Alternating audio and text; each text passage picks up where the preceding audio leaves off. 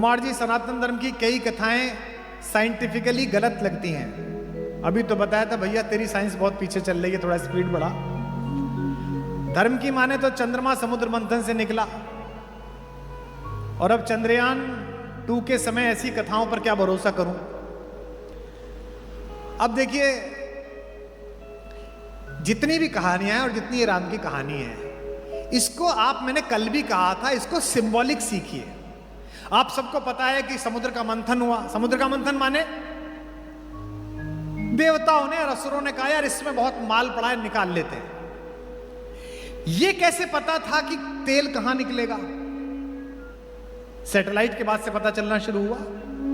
आज भी बहुत सारा भारत में आयरन ओर पड़ा हुआ है, जगह जगह गोल्ड पड़ा हुआ है, पता नहीं है, निकालेंगे। जब समुद्र मंथन हुआ तो आप सबको पता है कि 14 चीजें निकली। पता है आपको? विष, कामधेनु, उच्चैश्रवा नाम का एक घोड़ा, ऐरावत नाम का हाथी जो इंद्र ने ले लिया, कौस्तुभ नामक मणि, कल्पवृक्ष, अप्सरा निकली रंभा, उसके बाद लक्ष्मी निकली, उसके बाद वारुणी यानी कि शराब निकली, फिर चंद्रमा निकला, फिर पारिजात का पेड़ निकला, पांचजन्य नामक एक शंख निकला जो भगवान श्री कृष्ण के पास चला गया, और धन्वंतरी निकले अमृत का कलश लेकर। पता है सबको 14 रत्न निकले। आज तक आपने 14 रत्न सुने होंगे। मुझे यह बताइए ऐसे क्यों निकले कि पहले विष निकला फिर कामधेनु निकली? ऐसे भी तो होता था, पहले कामधेनु निकल आती, बल्कि ज्यादा अच्छा होता पहले शराब निकलती, पीपा के छुट्टी। पहले कालकूट विष निकला। यह समुद्र मंथन मूलतः आपकी आत्मा का मंथन है। आत्मा क्या है? परमात्मा यानी कि समुद्र, और हम कौन है? बूंद। अगर हमने अपनी आत्मा का मंथन ठीक से कर लिया तो हमारे अंदर से ही ये 14 रत्न निकलेंगे। पहला रत्न कालकूट विष,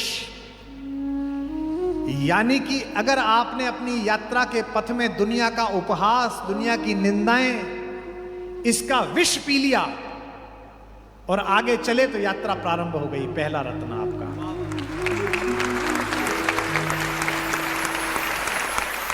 अपयश बहुत परेशान करता है, निंदा बहुत दुखी करती है, और अब सोशल मीडिया के जमाने में तो निंदा और प्रशंसा दोनों बहुत तेजी से फैलती हैं। मेरे को अभ्यास है कि मैं कई बार खुद लिखता हूं, फेसबुक पे कोई लिखना होता है।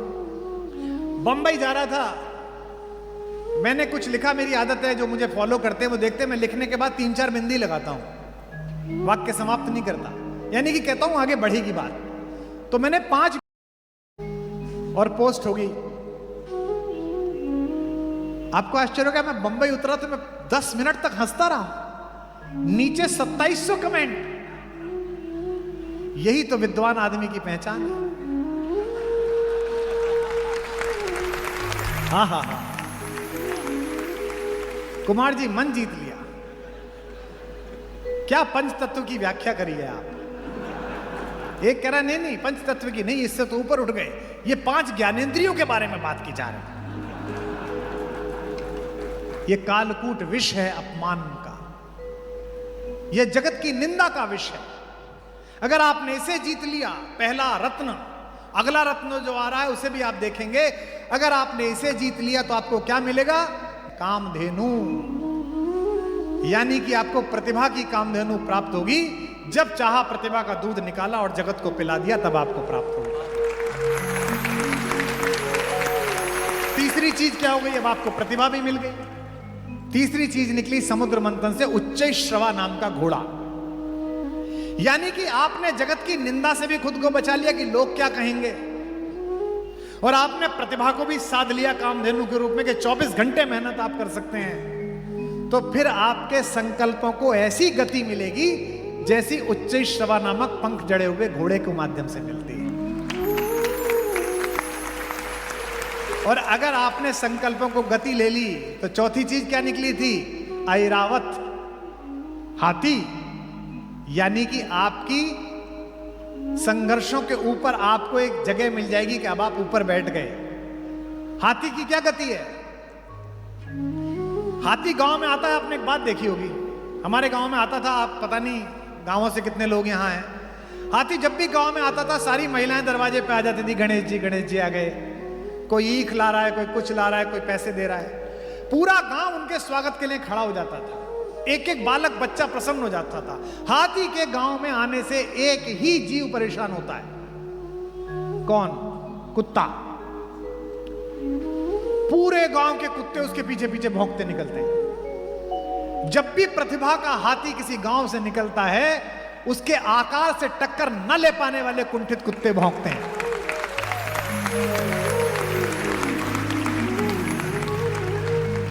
और आश्चर्यजनक बात देखो, ये कुत्ते आगे नहीं भौंकते,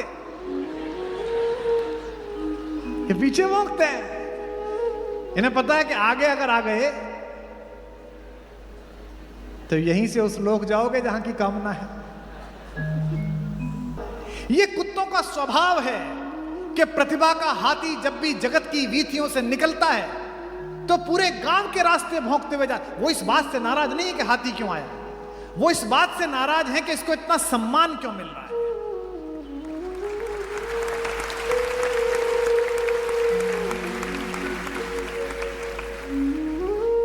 हमको तो लात पड़ती है, जिस दरवाजे जाओ दूर मार डंडा, अरे खाना रखा कुत्ता आ गया जरा डंडा मार देना।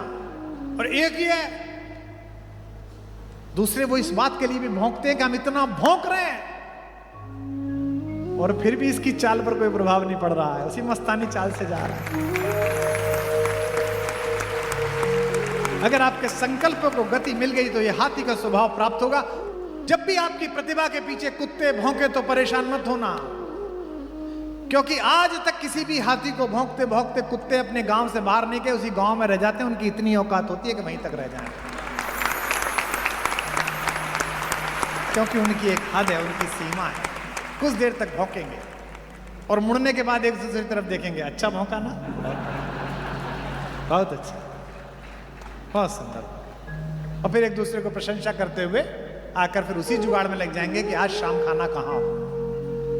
हाथी अगले गांव में आदर लेने के लिए चला जाएगा। इसीलिए कहते हैं स्वदेशे पूज्यते राजा, विद्वान सर्वत्र पूज्यते। राजा का सम्मान तो अपने देश में होता है, विद्वान का सम्मान हर जगह होता है।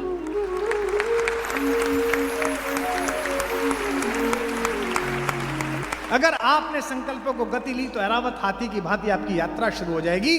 और कौस्तुभ मणि पांचवी चीज है जो श्रीहरि विष्णु के माथे पर लगती है। अगर आपने लोगों की जन आकांक्षाओं को ऊपर खड़े होकर देखना शुरू कर दिया और कुत्तों के भौंकने से बेखबर रहे, तो एक ना एक दिन आपके सिर पर मुकुट रखा जाएगा, कौस्तुभ मणि रखी जाएगी। एक के बाद एक क्यों निकल रही है, आगे पीछे क्यों नहीं निकल? इसलिए निकल रहे क्योंकि इसका प्रतीक शास्त्र है। और अगर आपको कौस्तुभ मणि मिल गई, अगर आपने जनता की इच्छाओं को स्वीकार कर लिया, जनता ने आपको सम्मान स्नेह देना शुरू कर दिया, तो फिर आपका जीवन क्या निकला इसके बाद? छठे नंबर पर कल्प वृक्ष। आपका जीवन कल्प वृक्ष जैसा हो जाएगा। सिर्फ 1 महीना दे दो, कल्प वृक्ष जैसा हो जाएगा। आपको कुछ मांगना सोचना नहीं पड़ेगा, आप अच्छा संकल्प सोचोगे और सारे साधन सामने उपस्थित हो जाएंगे, काम अपने आप होता चलेगा। जिन लोगों को भी मेरे प्रति शंका ये रहती है कि कैसे बनेगा भारत कुलम, मैं कहता हूं यात्रा चल रही है, अपने आप बनेगा। मुझे नहीं पता कहां से बनेगा, बन जाएगा। लेकिन जब ये सब हो जाता है तो इसके बाद फिर परीक्षा प्रारंभ होती है। 7वीं चीज निकलती है, अप्सरा, रंभा। रंभा कौन है? रंभा वासना है। अब आपको वासना खींचना प्रारंभ करेगी। वासना यानी कि जितना मुझे चाहिए उससे ज्यादा, यानी कि सबका मेरे पास हो। रावण तत्व, सबका मैं खींच लूं, सब चीज मेरे पास हो।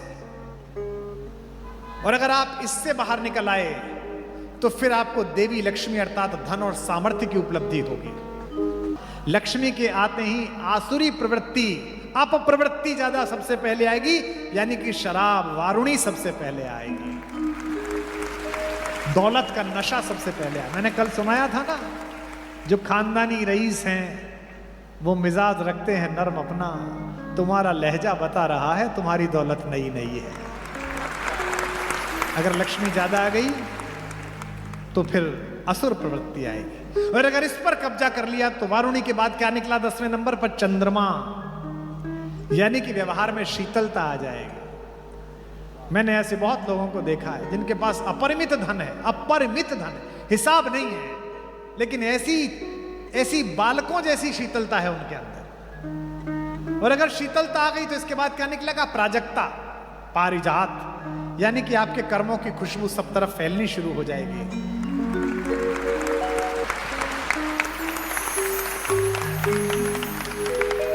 और अगर ये फैल गई तो 12वें नंबर पर क्या निकलेगा? पांचजन्य, यानी कि उद्घोष, पूरे विश्व में आपकी कीर्ति फैल जाएगी कि क्या अद्भुत आदमी है।